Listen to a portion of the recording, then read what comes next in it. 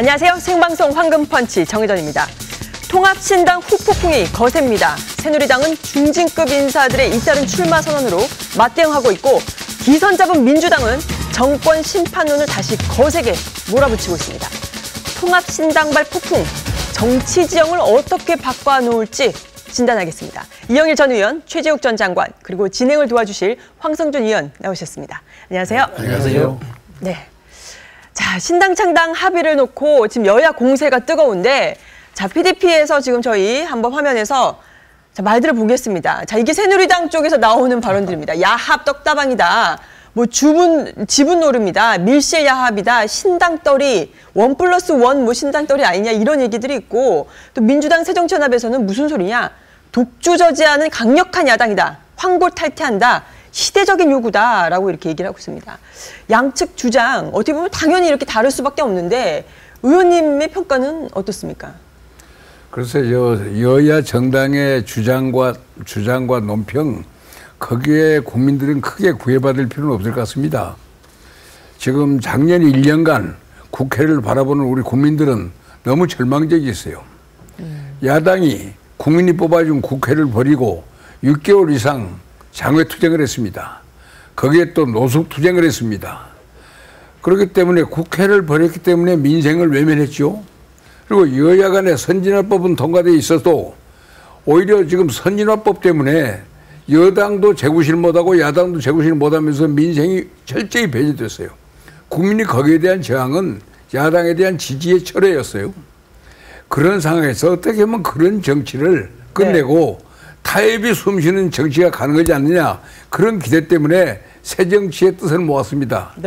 그런데 갑자기 새정치를 말하던 사람이 또 민주당과 통합을 한다고 하는 자기 지금까지 했던 말을 근본적으로 바꿔버렸잖아요. 그렇기 때문에 이런 비난이 쏟아지는 거고 야당은 야당대로 반응을 합니다. 다만 우리가 기대할 수 있는 것은 과연 새정치를 말하던 안철수 씨와 그 일행들이 민주당과 통합을 해서 누룩처럼 민주당을 변화시킬 수 있는 효소가 될 것이냐, 그런 기대를 가질 수는 있습니다만은 우리 안철수의 리더십을 보면 뭔가 될 듯 하다가 철수를 자르지, 그지 뭘 성사를 시키는 게 없기 때문에 과연 누르기 되어서 민주당을 바꾸는 선합당, 통합, 구개혁이라고 하는 그 과제를 해서 국민을 만족을 시킬지 기대는 포기는 않습니다만은 그러나 그 사람의 정치 경험에서 그런 실적이었기 때문에 나는 그렇게 크게 될성부르다 그렇게 생각은 않습니다. 기대를 좀 안 하시는군요. 그런데 신당 창당을 두고 지금 뭐 새누리당의 유기진 의원은 자, 출생 신고도 안 된 태아가 무슨 혼인 신고냐. 그러니까 뭐 안철수 신당을 출생 신고에 비유를 했고, 자, 이 혼인 신고를 이제는 이번에 합당 뭐 창당을 두고 한 말인데, 자, 안철수 의원은 무슨 소리냐. 더 큰 새정치를 담을 더 큰 그릇을 만들어서 또 더 큰 새정치를 하기 위한 시작이다. 라고 했습니다. 근데 어떻게 보면 새 정치를 하려고 해도 뭐 조직과 인물이 없으니 당연히 큰 물로 가겠다. 이런 뜻에서 보면 이 말이 또 맞는 것 같거든요. 장관님은 어떻게 생각하시나요? 새 인물이 없으니 하는 말은 맞습니다. 그러면 이제 새 인물이 없어서 뭐 헌인물 있는 대로 간다. 뭐 이렇게 솔직히 드러났으면은 국민들이 이해나 받지요. 그런데 그 불과 뭐 열흘 전에, 불과 사흘 전에 가령 뭐 100년 정당을 만들겠다. 17개 시도에 전부 다 뭐 공천자를 내겠다든가, 뭐 연대는 없다. 이런 식의 그 국민들한테 하는 공약이거든요. 그 공약을 헌신짝처럼 딱 버리고, 그리고 기초 뭐 공약 안 지켰다고 여당을 욕하면서 야당 가버렸어요. 그런데 여기에 이제 여당은 아까 뭐 욕한 데 보니까 무슨 뭐 야합이다 이러는데, 야당과 야당이 합했으니 야합이죠. 그런데 거기 뭐 글자 하나 빠졌어요. 뭔가요? 지금 자기는 엄청난 그 공약을 위반해 놓고, 안철수라는 사람이 말이죠. 그리고 기초 그 무슨 공약 안 지킨 여당, 그걸 이렇게 비판했는데, 엄청난 공약이라는 게 뭔가요? 그렇지, 엄청, 뭐 100년 정당 만들겠다고 한 사람이 하루도 정당 안 됐어요. 저 준비위원회만 했지. 하루 정당도 안 했어요. 그건 100년은 그냥 하루 정당도 안 했다니까요. 그렇게 말하자면 그 공약을 배신하고도 기초 그 무슨 뭐 공천 그거 어겼다는 이유로 여당을 욕하면서 이런데 여당은 거기에 대해서 야합이라고만 얘기할 게 아니라 누가 공약을 안 지켰냐. 이것은 사자성어로 적반하장이라고 그런다. 이래야지. 적반하장이라는 말이 하나도 안 나와요. 지금 여당에서는. 그 문자를 쓸 줄 몰라요. 그 사람들 참 여당 대변이라는 사람이 적재적소의 말을 딱 써야지.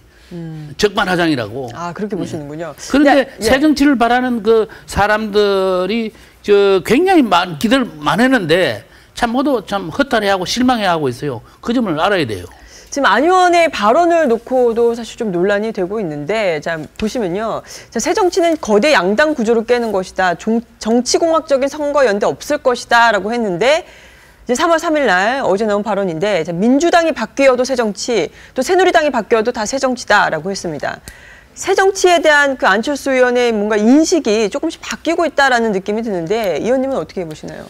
예, 새정치를 그렇게 나는 국민들이 원하는 새정치는 안철수 씨가 말하는 새정치와 어떤 관계인가 잘 모르겠습니다만은 제가 쉽게 보면은 국회의원들이 국회를 떠나지 않아야 합니다. 이게 국회의원들이 국회를 떠나지 않는 정치, 민생을 외면하지 않는 정치, 그리고 여야가 타협해서 합의를 생산해낸 정치, 또 합의가 안 될 경우는 다수가결로 정하는 정치, 그런 민주주의의 상궤를 회복하는 정치가 새정치라면은 민주당이 그렇게 바뀌면 되는 거죠. 예를 들면은. 네. 근데 제가 볼 때는 친노 강경 세력과 분당 없이는 민주당을 통해서 새정치가 나타난다는 것을 기대하기는 매우 힘들 것 같아요. 근데 과연 민주당이 어떻게 변해서 국민이 기대에 원하는 더 큰 차원의 새정치가 될지 그 코스, 그 로드맵을 정해서 네. 국민에게 제시해야 할 책임은 안철수, 김한길 두 네. 사람의 몫입니다. 근데 그 두 분이 그걸 내놓지 않고 덮어놓고 큰 것만 얘기했는데 제가 볼 때는 방금 우리 최재욱 장관이 얘기했지만은 자기네들 말을 하나도 안 지키는 사람이 또 새정치 하겠다 하면은 국민들이 쉽게 납득하겠어요? 제가 볼 때는 국민들이 가시적으로 볼 수 있는 것은 친노 강경 세력과 김한길, 안철수 세력 간에 분당이 이루어져 가지고 한국 보시나요? 정치 지형이 네. 보수, 중도, 네. 진보 이렇게 3분이 될 때 비로소 새정치가 타협이 숨쉬는 네. 새정치가 꼽히는 상황이 오지 않을까 저는 그래 내다봅니다. 그런데 거기에 대한 답이 없어요. 장관님, 지금 방금 이 의원님께서는 결국은 분당이 될 거다. 혹은 그렇게 돼야 된다고까지 말씀을 하셨는데요. 실제로 안 의원이 들어간다 하더라도 민주당 구조도 내부도 녹록지 않기 때문에 쉽게 바뀌지 않을 것 같은데요. 흔히 이제 친노의 반발도 예상되고 어떻게 생각하십니까? 이 선거를 앞두고 지금 민주당이 바뀌느냐? 바뀌는 척은 하겠죠. 그런데 그렇게 되기 위해서는 안 의원 세력이 너무 적어요. 그래 사람이 그대로인데 뭘 바뀌겠느냐. 말하자면은 흙밭에 흙으로 된 밭에 모래 2주먹을 뿌린다고 해서 그것이 백사장이 되겠느냐 이거죠. 그래서 안 의원 세력이 너무 적은데 저 들어가서 이제 개혁하겠다고 그러는데 뭐 말은 좋죠. 그러나 이 잘 안 됩니다. 왜 잘 안 되느냐. 세가 너무 적기 때문에 옛날에 그런 경우도 있었어요. 지금 새누리당에 있는 이인재 의원이나 네. 손학규 의원 같은 사람이 여당을 하다가 야당으로 갔어요. 네. 근데 세를 많이 못 모르고 왔어요. 못 모르고 갔으니까 민주당을 개혁을 못 시킵니다. 세가 없으니까, 사람이 없으니까. 저 민주당이라는 데가요. 그 간단한 데가 아닙니다. 한두 사람 들어가지고 뭐 바꾼다. 바꿔주질 않는 것입니다. 그래서 네. 나는 그 이인재 의원이나 손학규 의원 그래서 나중에 민주당 경선에 2번씩 나가 2번 다 떨어졌어요. 이분들이. 그래서 지금 안철수라는 사람은 아마 결국은 민주당의 대권 후보가 되려고 갔겠지만은 네.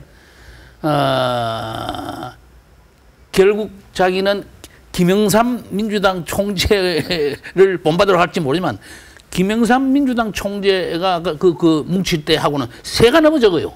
세가 너무 적기 때문에 지금 2명 가지고는요. 저 바뀐 민주당이 아닙니다. 한번 보세요. 의원님은 어떻게 보세요? 지금 안철수의 새정치가 민주당을 접수를 하느냐 아니면 거꾸로 친노가 잡아먹히느냐 뭐 이렇게 서로 이제 뭐 어느 쪽이 팽당하느냐 이런 거 가지고 분석이 좀 분분한데 어떻게 보시나요? 지금 그 안철수 씨로서는 우리 국민들이 볼 때 안철수 씨로서는 지금 방금 말씀드린 것처럼 126대 2라는 게임 가지고는 안 됩니다. 물론 민주당 내에도 김한길 씨라고 하는 비노그룹이 있습니다. 이 비노그룹이 지금 친노를 끌고 가기 위해서 김한길 씨는 자기 마음에도 없는 장매투쟁, 노조투쟁 했잖아요. 네. 그러다 민생의 지지를 전부 민간의 지지를 상실해버렸죠. 그러니까 결국은 김한길 씨가 지지를 상실하니까 이제 김한길 씨 역할은 끝났다. 그렇기 때문에 문재인 씨가 역할해야 한다면서 김한길 씨의 퇴진을 압박했잖아요. 지금 그런 상황이 이번에 합당으로 좀 모면은 됐기 때문에 이 김한길 씨를 지지하는 비노 세력과 안철수 씨가 소위 연합전선을 형성해서 친노 세력과 좀 다투는 그런 전선이 형성될 수는 있습니다. 그래서 과연 안철수라고 하는 새정치 팀들이 트로이 목마가 되어가지고 소위 민주당 개혁에 불씨를 할지 안 할지로서는 지금 뭐라고 장담 못하지만은 안철수 씨와 그 팀워크들은 지금 전 세계적인 정치 추세가 우크릭하는 분위기고 국민들이 소위 친노 강경 세력에 대한 지지를 국민들이 전부 철회시키고 있기 때문에 그러한 환경적인 영향을 감안해 가지고 개혁을 심화하는 그 길을 아마 적극적으로 모색하지 않을까 그렇게 희망론적 견해도 한번 가져봅니다. 지금 5대5 지금 지분을 놓고 삿바 싸움이 지금 벌어지고 있는데 일단 신당과 새정치연합 쪽에서는 뭐 공동 지도부는 뭐 동수로 맞추겠다라는 지금 보도가 흘러나오고 있습니다. 민주당 쪽에서도 새정치를 무시를 하면 사실상 자기네들도 공멸할 수 있다라는 위기감이 있기 때문에 어떻게든지 좀 같이 맞추려는 이 지분 구조를 맞추지 않을까라는 생각이 드는데 장관님은 어떻게 보세요? 지금 5대5라고 얘기했는데 형식적으로는 그렇게 될 수가 있습니다. 가령 발기인이라든지 창당준비위원회 그리고 임시지도부 하는 데는 아마 5대5로 맞추려고 그럴 겁니다. 그런데 아까도 말씀드렸다시피 워낙 안철수 세력이 인적 파워가 적어가지고 5대5로 준다 하더라도 가령 뭐 발기인 100명을 맞추는데도 힘들 것 같아요. 그래서 결국 허울뿐에 안 거치겠느냐. 이제 문제는 뭐 발기이다, 창당 준비위원회다 이거는 별거 아니에요. 문제는 시도지사 17명 공천하는데 거기는 얼마 줄 것이냐. 아마 한 서너 명 줄지는 몰라요.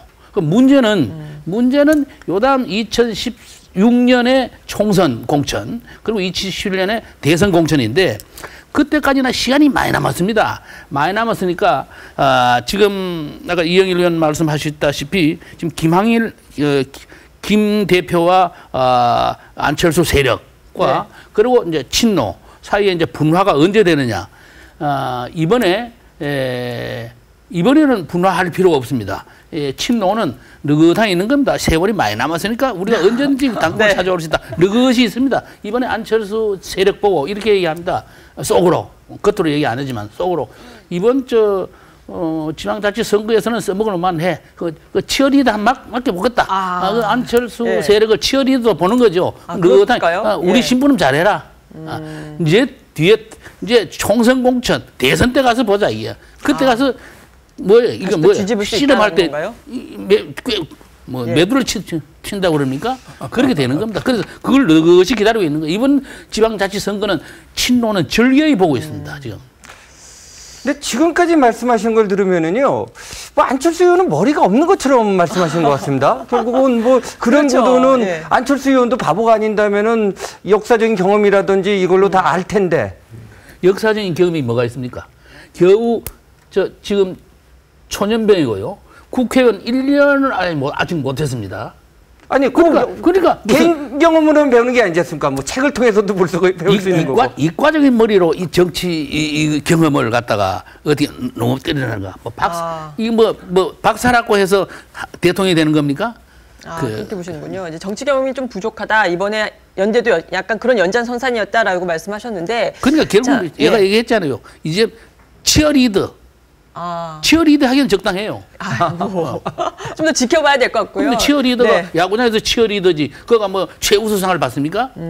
치어리더는 아무리 해도 그 야구 대회 그 최우수 선수상 못 받습니다. 근데 하지만 여기 발언을 보면 아주 의지는 좀 강경합니다. 지금 김효선 새정치연합 공동위원장 발언은 민주당의 개혁 의지가 없으면 언제든지 깰 수 있다는 각오로 창당 협상에 임하겠다. 자, 이 정도면 이제는 말은 아주 각오로 하는데 실제 정말 민주당 개혁 의지가 없다고 판단이 되면 실제 깰 수 있다는 말인지 이거 좀 의미를 좀 해석을 해주신다면요.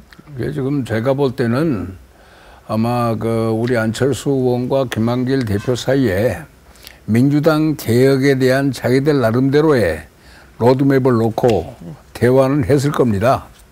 근데 과연 그 합의, 개혁에 대한 합의를 이행할 수 있는 능력이 있느냐. 네. 지금 예를 들면은 지금 민주당의 당의 구조를 보면은 당 국회의원들과 또 그 밑에 있는 당 사무처와 지방당 간부들이 전부 다릅니다.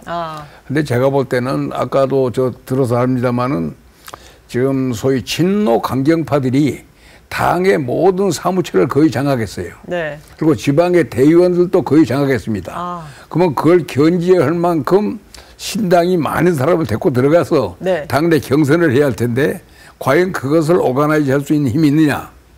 그렇기 때문에 민주당을 개혁하는 누룩으로서의 안철수, 네. 또 개혁해야겠다는 김한길이의 필요, 그 전선이 얼마나 확고한 투지와 역량을 가지고 상황에 대처할 것이냐. 거기에 이제 성패가 달려있다고 보지 않겠어요? 네. 근데 뭐 그 사람들은 나가죠. 그러나 지금 제가 볼 때는 이 친노 강경파들이 결코 만만한 세력가 아닙니다. 한때는 노무현 씨를 내세워서 정권도 잡아봤고 그러네요. 또 예. 문재인 씨 가지고 48%의 지지를 창조한 그런 경험 집단이기 때문에 그걸 그렇게 만만하게 볼 수는 없는데 제가 볼 때는 민주당 자체가 상당히 큰 싸움을 네. 지금 앞으로 지자체 끝나고 나서는 예. 상당히 커다란 내적인 갈등이 폭발할 것 같아요. 친노와 빈노가네요. 예. 지금 또 이 사진을 한번 좀 주목을 해서 좀 볼 필요가 있는데요. 어제 중앙운영위원회에서 자, 미리 충분히 의논하지 못해서 사과드린다 하면서 지금 안철수 의원이 고개를 숙이는 모습입니다. 자, 새정치연합 지도부 한 분은요, 언론에 뭐 나오면 안철수 의원한테 전화를 걸어서 이거 혹시 그때 합의하신 거 맞냐라고 확인을 할 정도라는데 지도부 윤여준 장관과 김성식 위원장도 몰랐다. 근데 원래 이 연대라는 게 원래 그렇게 하는 건가요? 지도부 모르게요? 예, 과거에 우리 한국 정치사 보면 이런 현상이 새로 나온 현상이 아닙니다. 네. 과거에 민주한국당을 뿌리치고 신당이 창당되는 과정에서도 이런 현상이 나왔습니다. 또 3당 연합 때도 그런 현상이 나왔어요. 그렇기 때문에 밀신일로 나왔는데 다만 지금 한 가지 다른 것 하나는 네. 그전에처럼 지금은 요새 텔레비전이 발달해가지고 네. 정치인의 말 한마디 한마디를 낱낱이 기록했다가 네. 적시에 지금 발표하는 시대입니다. 그렇죠. 그렇기 때문에 지금 안철수 씨가 지금까지 했던 모든 발언들 우리나라 텔레비전이 다 기억하고 있습니다. 김한길 씨의 모든 발언 다 기억합니다.